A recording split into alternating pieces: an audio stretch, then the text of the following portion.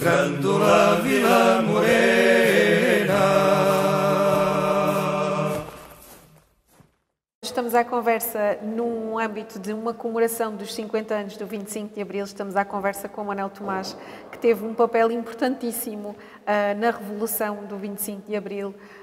Manel, muito obrigada desde já por estar connosco aqui nesta conversa e queria então começar por lhe perguntar que nos explique qual foi então o seu papel no 25 de Abril.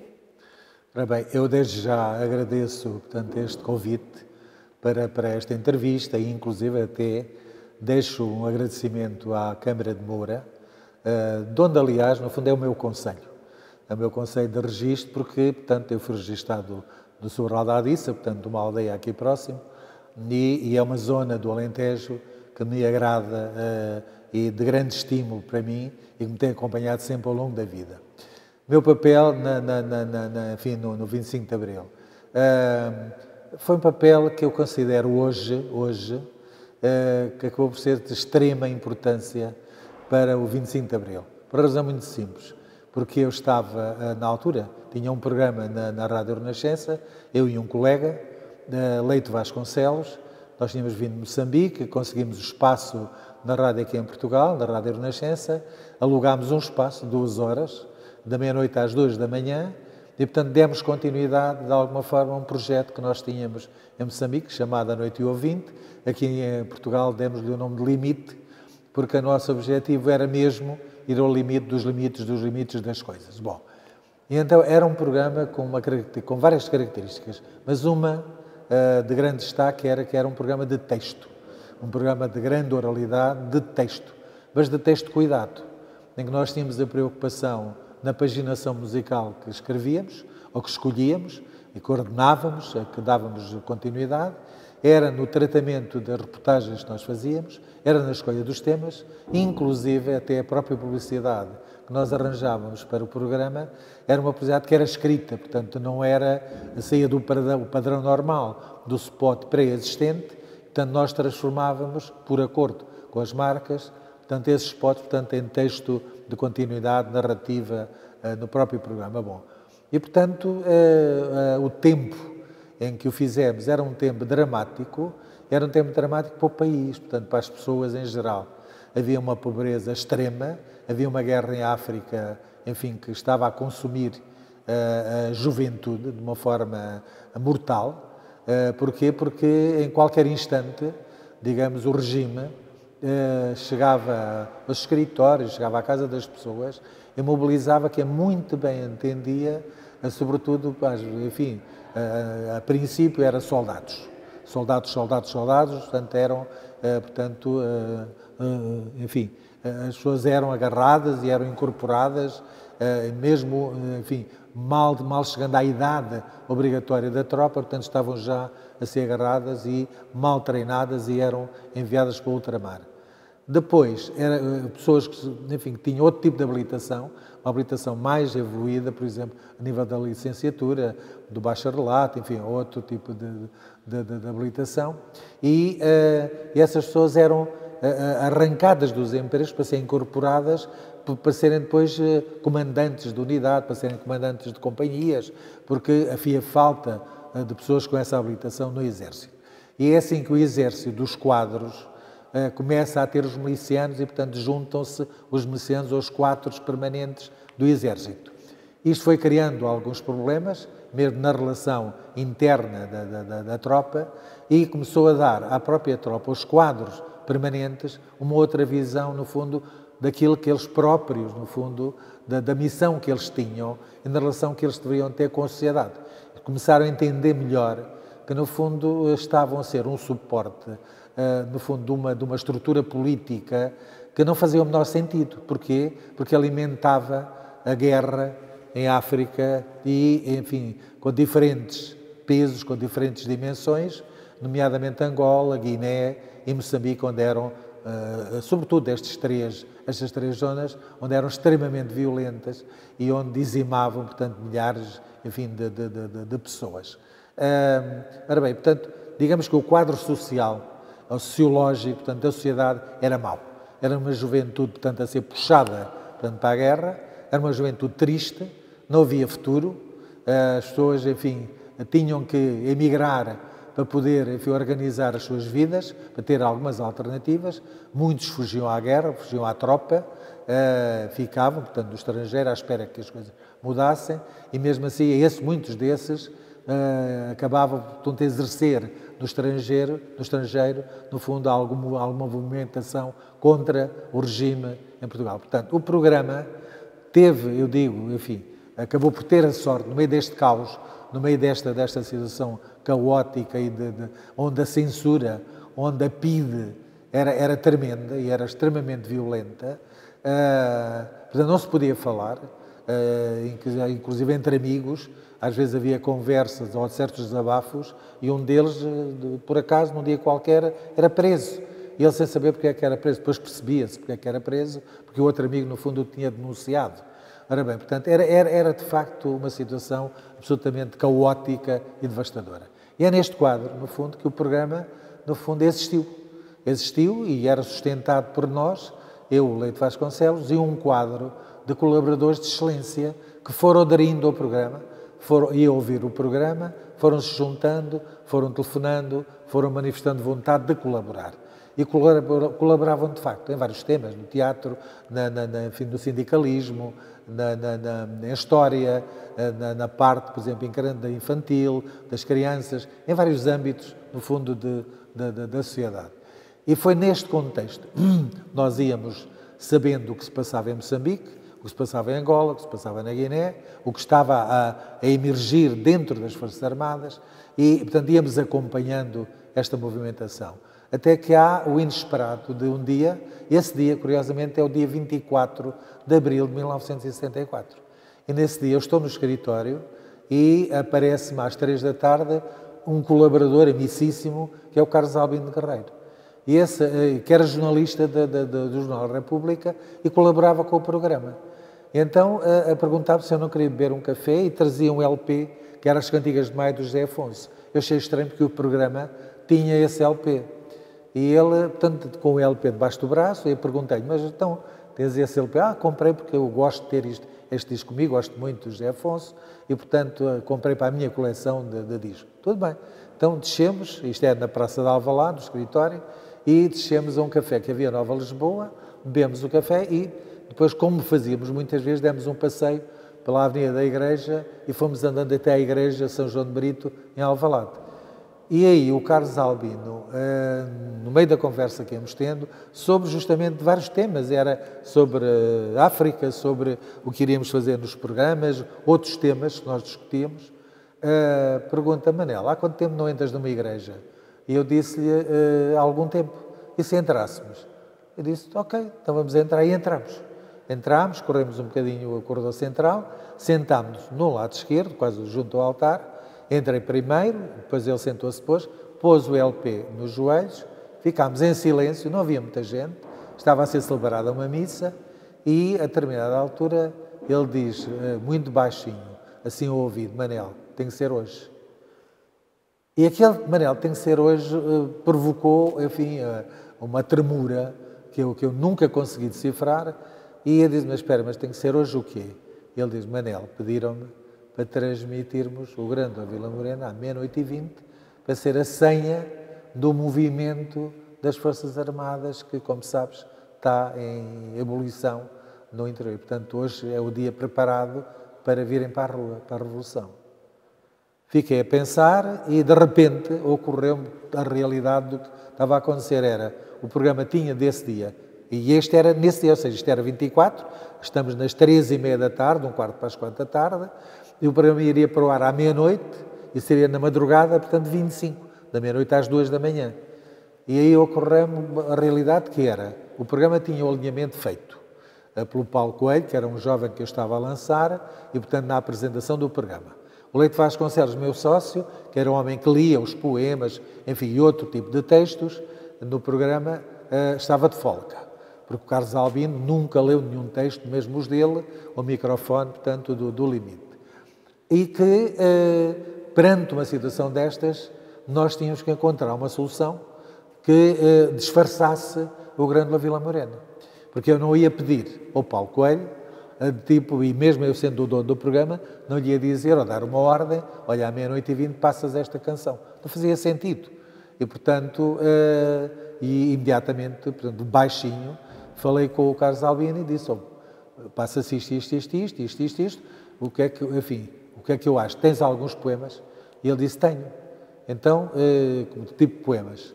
Ele descreveu mais ou menos a memória dos poemas.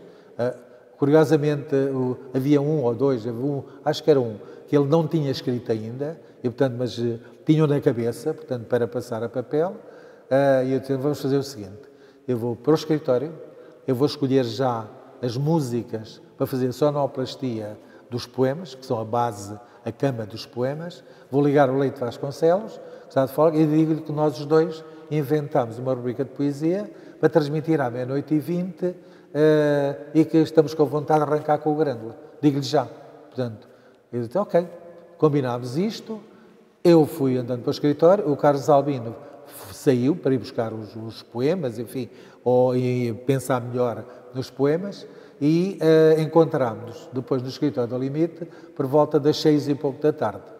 Isto para sairmos do escritório às 7, para estarmos às 7:30 nos estúdios da Renascença, na Rua Capelo, na Rua Aivas, ali no Chiado, em Lisboa. Bom, a ideia era apresentarmos os poemas ao censor, ele libertar ou não, e, portanto, para conseguirmos concretizar aquilo que estávamos ali a desenhar. Eu não iria dizer nada ao Leite Vasconcelos, não iria dizer nada depois que era o Paulo Coelho que estava a apresentar, nem um técnico que nos apoiava, que era o José Videira.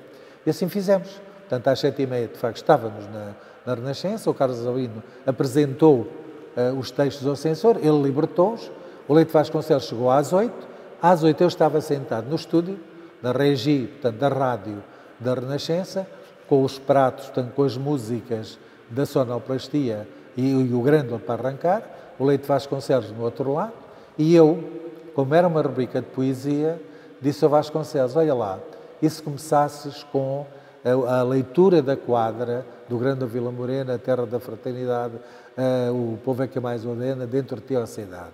E ele achou bem, disse, ok, então eu começo, então faz isso no princípio da canção e faz isso no fim. Esta era, no fundo, a senha. E era o pedido da senha. E era esta formatação que os militares tinham aprovado. Portanto, não era só o Grândola, era o Grândola com a leitura no princípio e a leitura no fim. Portanto, gravámos. No fim dos poemas, eu tinha a ideia de arrancar com uma outra música, do José Afonso, e ocorreu-me arrancar com o Cor da Primavera, do José Afonso. Uma canção proibidíssima na altura, no Limite, e estando no Limite estava na Renascença. O Leite Vasconcelos ainda me fez uma observação, disse, mas, Manel, mas esta canção está proibida. Eu disse, está, mas fica aqui tão bem, Leite, portanto vamos deixar ficar isto, depois logo se vê.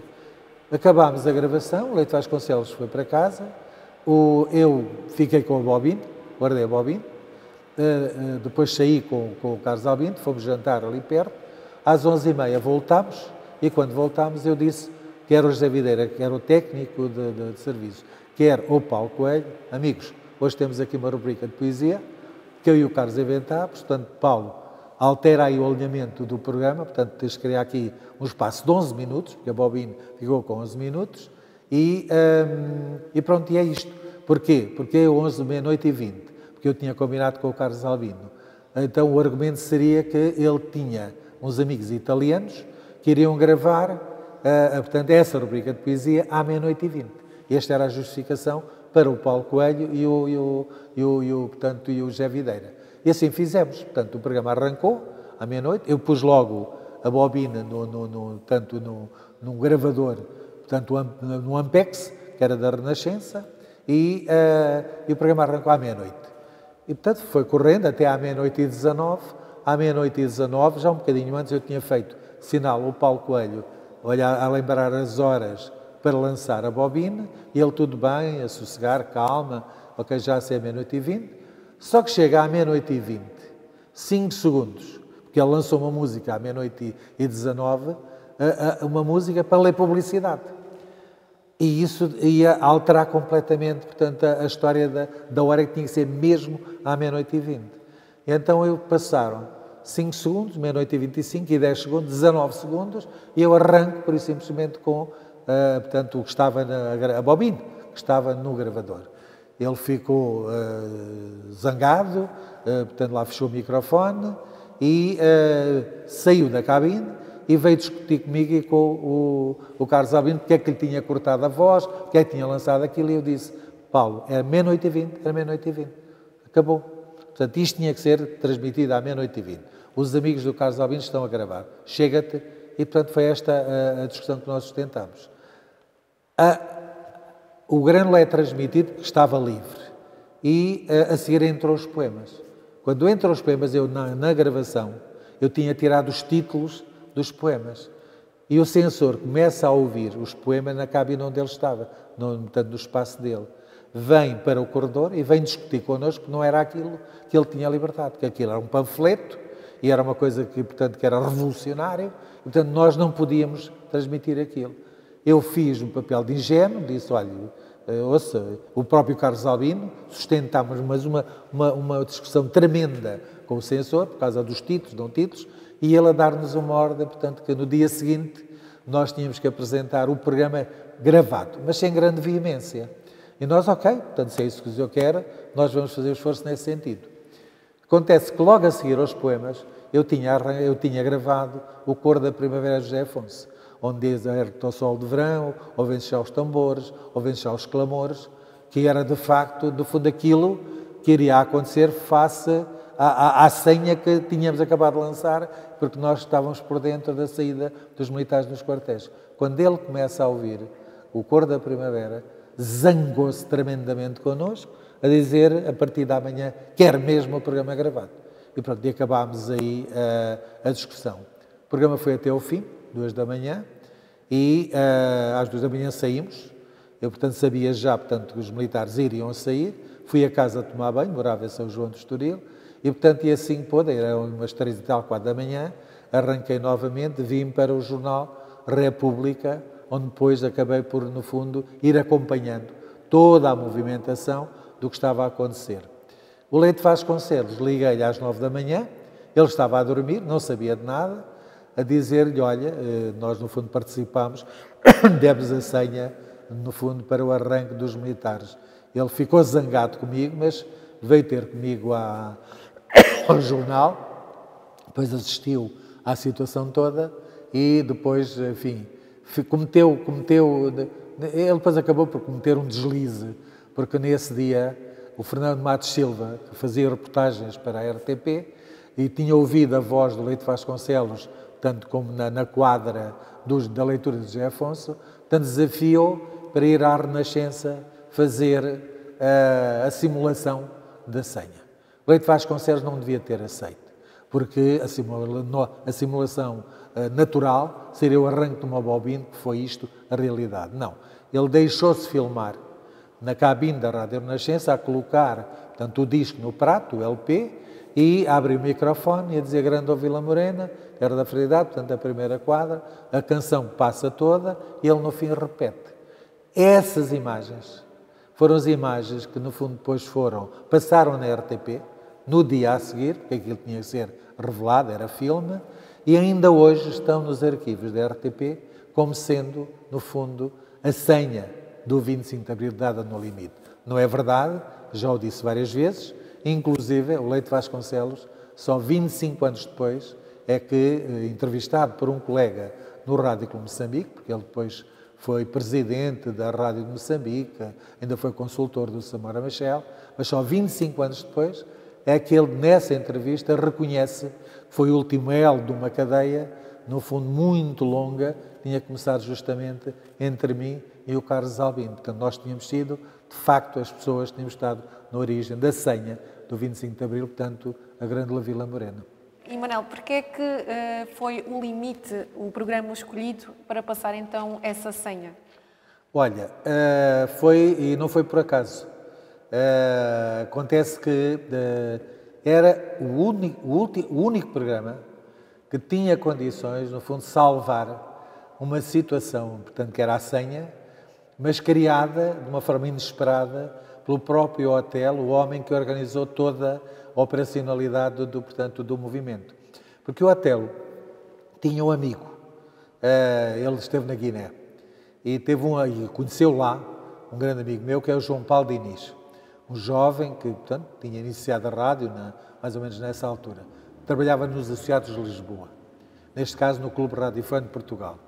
E o Otelo, quando pensou, porque tinha havido uma tentativa de golpe no dia 11 de março, e acontece que falhou, mas falhou por falta do apoio da rádio ou de um sinal que pudesse avisar as várias unidades do país, portanto, para justamente esse movimento que estavam a preparar, que é o 11 de março.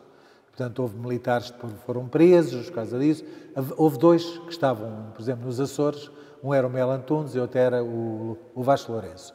Acontece que o Otelo pede a dois militares do movimento, que era o Costa Martins e o Almada Contreiras, para se encontrarem com o João Paulo Diniz, isto no dia 22 de abril. Ora bem, portanto, há 2 dias, dia 22 de abril. Portanto, imagino, é bom as pessoas reterem esta data, 22 para 25, para perceberem que há aqui alguma coisa que não está bem. Mas ele confiava que chegava. Então, esses dois militares tentaram falar com o João Paulo Diniz e falaram ainda com ele, mas o João Paulo não quis falar com esses militares, não os conhecia. E então queria falar com o Otelo. Então eu disse, sim senhor, o Otelo, no fim do dia, de 22, encontra-se no Apolo 70, que é um centro comercial que há ainda em Lisboa, ali na 5 de outubro, e falam, portanto, e revêem-se, fazem lá os cumprimentos, e a determinada altura o Otelo faz-lhe o pedido do que é que quer daquele encontro. E diz, João Paulo, portanto, está em marcha este movimento, e conta-lhe a história. O João Paulo estava longe de imaginar, no fundo, também uma situação destas. Por outro lado, o João Paulo estava nos Associados de Lisboa, que era uma rádio que não podia transmitir o José Afonso, como tinha um alcance limitado, que era só para Lisboa. Então, quando o Otelo diz, preciso que me passes o Venham Mais 5, que é a canção que eu escolhi para portanto, para a senha no movimento do 25 de Abril. O João Paulo diz, Sr. Capitão, eu não vou poder fazer, primeiro porque nós aqui não podemos passar o José Afonso, depois porque a rádio é só para Lisboa. E o Otelo aí cria a consciência, e é aí que ele ganha consciência de que tinha falhado. Tinha falhado naquele contacto, que ele não tinha pensado em 2 senhas, tinha pensado numa senha, que era o Venham Mais 5. E, portanto, e então, para não deixar o João Paulo Diniz de fora, atribui, então, uma missão ao João Paulo Diniz, que o João Paulo desempenhou, e ainda hoje, eu, enfim, elogio esse ato dele também, foi de aceitar, no fundo, envolver-se, também participar, como se envolveu, no fundo também. Foi sugerir ao próprio Otelo qual era a canção que estava a passar. E o Otelo perguntou, então, que canção é que tu podes passar e transmitir aqui nos Associados? E ele diz, depois do Adeus, do Paulo de Carvalho, que ganhou o Festival da Canção. Então passas essa canção às 5 para a meia-noite. Depois, mais tarde, alteraram, foi às 5 para as 11. E, portanto, é um sinal. Portanto, virou-se para o Almada Contreiras e para o Costa Martins, vamos atribuir, no fundo, este sinal e vamos desencadear operações em Lisboa de tomada de alguns comandos das unidades que estão em Lisboa. E deu essa ordem e, de facto, isso depois, em termos operacionais, cumpriu-se. Saiu dali do encontro com o João Paulo, no fundo, com uma espécie com um apagamento do que, afinal, como é que vamos resolver o problema da senha. Emissora nacional era muito difícil. Rádio Clube estava programado a ocupar às 3 e tal da manhã, que era o posto de comando. E, portanto, restava uma rádio, que era a Rádio Renascença. Espera aí, mas na Rádio Renascença, a que horas e que programa é que podia transmitir? E aí o Almada Contreiras que diz ao Otelo, espera, vamos ligar ao Otelo, ao Mel Antunes, que está nos Açores. E o Mel Antunes, ainda há pouco tempo nós falámos nestas questões operacionais, e ele me falou do Álvaro Guerra, que é um amigo dele, do Jornal República, e que o Álvaro lhe teria dito que tem lá um colega, que é um Carlos Albino, e que colabora no programa Limite, e que transmitem o José Afonso. Portanto, vamos ligar ao Mel Antunes. E o Otelo, logo a seguir, e o Almada, enfim, ligaram ao Melo Antunes. E Melo Antunes confirma, diz, sim senhor, falem já, assim que puderem, portanto, com o Álvaro Guerra. Portanto, eles fizeram, então ligaram ao Álvaro Guerra no dia 23. E dia 23 fala com o Álvaro Guerra. E então o Álvaro Guerra fala com o Carlos Albino e pede ao Carlos Albino para transmitir o Venham Mais 5, a ver se ele conseguia, no programa em que ele colaborava, transmitir o Venham Mais 5, que era a senha, portanto, que que o hotel queria, portanto, transmitir. E aí o Carlos Albino olha para ele e diz, olha, há aqui um problema. Portanto, em princípio, vamos ver, talvez, portanto, não sou eu sozinho, portanto, vamos ver como é que eu consigo, mas uma informação desde já, é que o Venham Mais 5 está proibido pela censura e não passa no limite nem da Renascença. No entanto, há uma canção que, portanto, ressaltou, e é uma canção que se transformou em hino, que houve agora, no dia 29 de março, no Coliseu do Recreios, houve o primeiro encontro da canção popular portuguesa, onde o público, mais 6.000 pessoas, cantaram várias vezes o Grândola Vila Morena. E o Grândola emergiu como um grande hino, porque não propores portanto, o Grândola Vila Morena para senha do 25 de Abril. O Álvaro Guerra não decidiu nada e disse, olha, vou levar essa informação aos militares e, portanto, eles decidam. Fez essa ponte, os militares, portanto, lá falaram com eles, o Contreiras, o Otelo e outros militares, e aceitaram, sim senhor, que fosse o Grândola. E aí o Álvaro Guerra traz a informação, ainda no dia 23, traz a informação ao Carlos Albino e disse, olha, os militares aceitam, portanto, que seja o Grândola Vila Morena. Portanto, 00:20, vê se podes passar isso.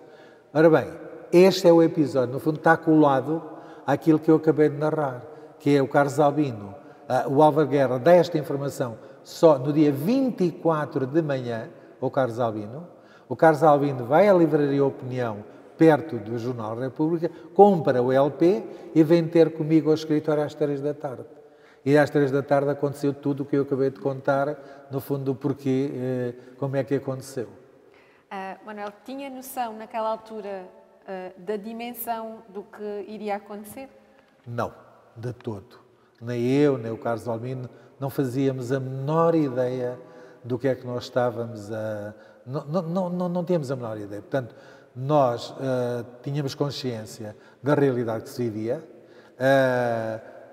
digamos que a ideia de uma revolução, caracterizá-la, conseguir apalpá-la, conseguir dimensioná-la, escapava-nos completamente, a mim pelo menos, escapava completamente da compreensão, enfim, todo o movimento que se criou a partir daí. Porque a partir do momento em que nós transmitimos aquilo, à 00:20, atenção que é uma canção que é ouvida de norte a sul do país, em todas as unidades que estavam preparadas, no fundo, para intervir na tomada de posse dos comandos locais, no fundo, para haver sucesso em todas as unidades, foi o que aconteceu.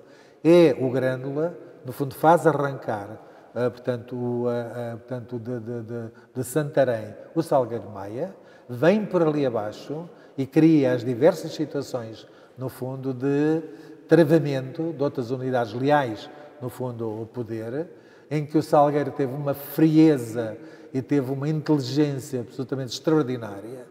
E eu gostava de associar a este tempo que até aí as pessoas não estavam a tomar partido, não estavam a aproximar-se muito dos militares. E a ideia, e as pessoas começam verdadeiramente a juntar-se aos militares, quando há uma senhora, uma Celeste, no fundo, que estava a preparar uma festa que foi interrompida, essa festa foi anulada, tinham comprado dezenas de cravos para enfeitar, portanto, essa festa, e, portanto, no fim são avisados, ela e outros colegas, que não há festa e, portanto, e agora o que é que fazemos a estes cravos? Ela pega num molho de cravos e leva. E sai à hora, no fundo, em que os militares chegam a Lisboa e começam a ocupar, no fundo, os espaços. E ela, na Baixa, teve a ideia extraordinária de sensibilidade de pegar num cravo e enfiar no cano da espingarda de um soldado. A seguir, enfia noutro. A seguir, enfia noutro.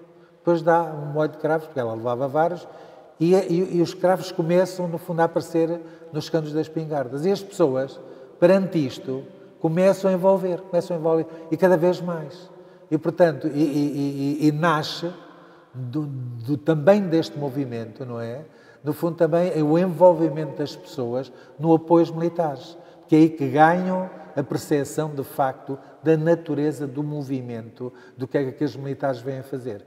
Vêm fazer que é, no fundo, é uma tomada de poder, no fundo, para, de alguma forma, afastar, substituir o poder que estava instalado. E daí também o sucesso, portanto, da Revolução, daí a Revolução dos Escravos. Esta ideia dos escravos nasce, no fundo, é isso, desse gesto dessa senhora, e também da firmeza com que o Salgueiro Maia, e é o Salgueiro Maia que se destaca no meio disto tudo. O hotel estava no posto de comando e, portanto, é o Salgueiro, que é o grande operacional e, portanto, e que faz a gestão e a condução daqueles militares até ao Largo do Carmo. Tem o bom senso, no fundo, de levar aquela chaimite e, portanto, de aguardar um conjunto de instruções para, no fundo, com dignidade, meter portanto, o Marcelo dentro da chaimite e retirá-lo dali. As pessoas não queriam, as pessoas queriam pegar na chaimite e quase virar ali a chaimite. E, portanto, é aí que se vence, no fundo, a Revolução. E é só aí, mas é só aí, já nesse instante e nesse episódio, que eu que acompanhei no Largo do Carmo, portanto, estas operações, e, enfim, com muita comoção, eu senti que, no fundo, o meu abandono de Moçambique, com o Leite Vasconcelos e o Eugênio Corte Real, tinha valido a pena. Portanto, estava cumprida a missão do que nós tínhamos vindo fazer. O programa ainda depois continuou até o dia 8 de junho desse ano, 74, aí acabou, porque nesse dia estávamos a entrevistar o Arnaldo Matos, do MRPP, e aí o diretor, portanto, comercial da Renascença disse-nos, pronto, a partir de hoje nós não renovamos o vosso contrato, porque já percebemos que vocês continuarem agora a abrir o microfone a toda a gente que vier. E nós aí respondemos, obrigado, mas é a liberdade que anda por aí e é sobre a liberdade que nós queremos falar e, portanto, ok. E acabou o programa, cada um seguiu as suas vidas. No fundo, eu depois transitei para a área do cinema, onde ainda permaneci uns 3 ou 4 anos, e depois transitei para a televisão, onde permaneço, e também na área do ensino, académico, enfim, onde gosto muito de estar, e, enfim, com muito orgulho de ter ainda, portanto, com miúdo, no fundo, tido a sorte de ser apanhado nesse cruzamento de acontecimentos e ter tido a sorte, no fundo, de ter um instrumento de mediação, no fundo, da comunicação, que era o programa Limite na Rádio Renascença. Portanto, não foi a Rádio Renascença que transmitiu a senha, foi o programa Limite que transmitiu a senha nos emissores da Rádio Renascença. Depois disso, criaram-se muitos equívocos, parece muita coisa escrita, foi a Renascença que deu. Não. Foi o programa Limite que transmitiu, era 00:20 e 19 segundos, a senha, no fundo, para o movimento que virou os acontecimentos em Portugal, dando-nos, no fundo, a perspectiva, enfim, o encaminhamento para a liberdade, que a partir daí começámos a viver e que espero bem que se mantenha por muitos e muitos anos. Grândola Vila Morena.